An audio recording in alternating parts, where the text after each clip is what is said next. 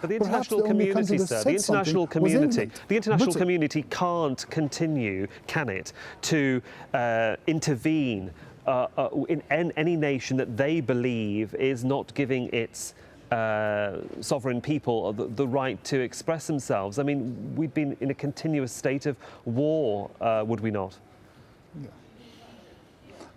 I would understand. I'm not asking the international community to intervene militarily, but morally they can. They can put Mr. Gaddafi on notice that if he continues with this way, he will be charged as a criminal, just as the international community has done with Mr. al-Bashir in Sudan. You know, they have to make their point made clear that this is not civilized behavior, and that this behavior is going to cost the regime, even if it survives, something. That's what they have to do. I'm not asking the international community to go in by force. No, sorry, I don't mean to interrupt you at all, sir. I won't do that. No. But I'm asking. No, sorry, I don't mean to interrupt you at all. I just was going to say, as a supplementary question, is that, you know, for many, many years, Muammar Gaddafi and Libya were isolated, and the people couldn't do anything or didn't do anything. And now the opportunity has arisen for the people to rise, and the international community are supporting them. You say that the international community are complicit. They can only be complicit to a certain extent of allowing an individual to remain in power, when it perhaps is part of the responsibility of the people also to try and change the conditions in which they live. But it's been very difficult for the Libyans, hasn't it? I agree with you 100%. I think Libyans should get their freedom by themselves. It's about time. And I'm elated that they're doing it right now. And I hope they do get their freedom. They deserve it like everyone else. But the international community tends to be very selective in what to support and what not to support. In this case, the international community should have taken a position very early on when he began his massacre of citizens in Benghazi and in Beida. Should have told, stop it. You've got to stop it. And especially we know that he's been using mercenaries. We know this. And this is not new, and we know that these mercenaries that he has operating in Libya today, he has been training for many years, and they were responsible for some of the atrocities in Africa, in Liberia, in Sierra Leone, in the Ivory Coast. He has trained them. We have Mr. Taylor now being charged by the International Criminal Court. It is not Mr. Taylor who should be charged. It's Mr. Gaddafi who's been arming him and who's been supporting him and training him and financing him. In terms of what may happen to the Libyan leader in the future, only the future knows that, and we can't predict that at the moment. But in the short term, right now, as you might say, the people of North Africa and even some parts of the Gulf are finding a voice in expressing their democratic needs. Do you also think that the international community, from the Security Council's point of view, from Europe and the West, may also find an innate strength in making sure they can help those people, i.e. we have a Security Council meeting later in the day? Yes, I think you're right in that sense as well too. But I look at it much more in a regional sense, the truth.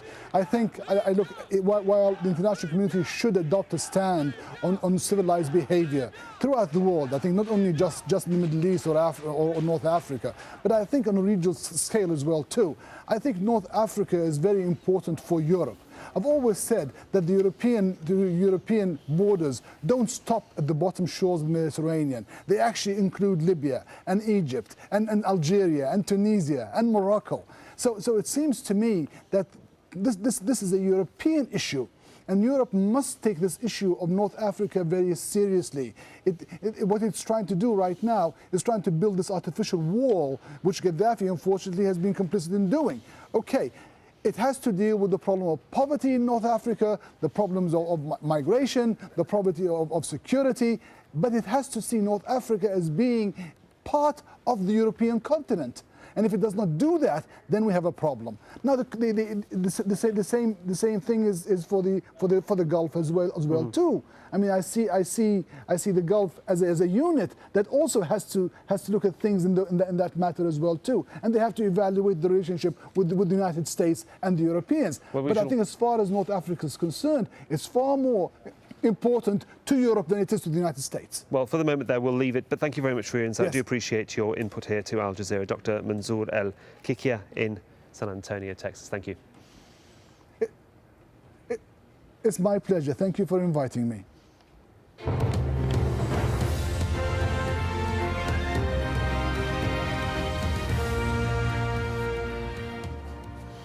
Political rallies in Bahrain continue unabated. On Monday night, demonstrations were held both for and against the government. An estimated 10,000 protesters gathered for another night at the Pearl roundabout in the capital, Manama. The area has become a focal point for anti-government demonstrations and was the scene of violence last week that left 8 dead. 2 high-ranking US politicians have pledged their support for political change in Tunisia. Senators John McCain and Joe Lieberman met various government and business leaders in Tunis on Monday. They also met with the country's caretaker Prime Minister Mohamed Ghannouch. Former US presidential candidate John McCain said that his country remained committed to its military relationship with Tunisia. And 2 Iranian naval vessels have entered the Suez Canal and are heading for the Mediterranean. An official working at the canal confirmed that the vessels had entered the canal on Tuesday morning. Israel said that it takes a grave view of the passage of the ships through the canal. The ships are on their way to Syria.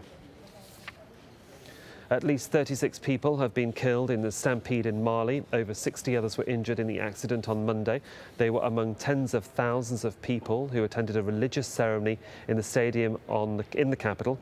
Panic swept through the people, were caught against a metal barrier while trying to leave the stadium. At least 5 of those injured are in a serious condition.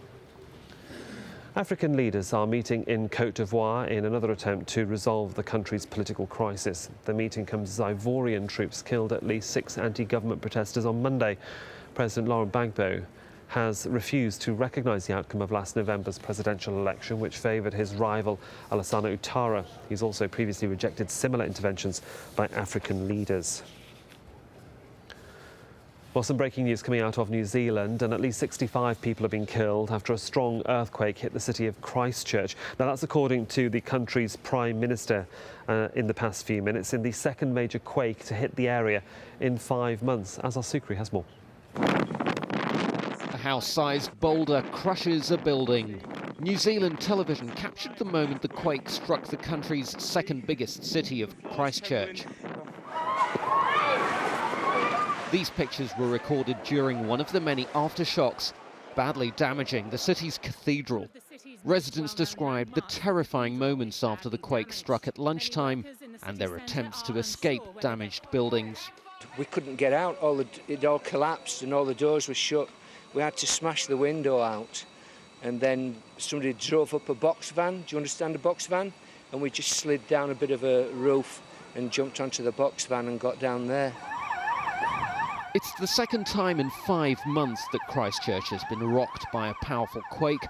September's magnitude 7 earthquake caused widespread damage, but no deaths. While this event wasn't as powerful, it was at a depth of only 5 kilometres, meaning it caused worse damage. The most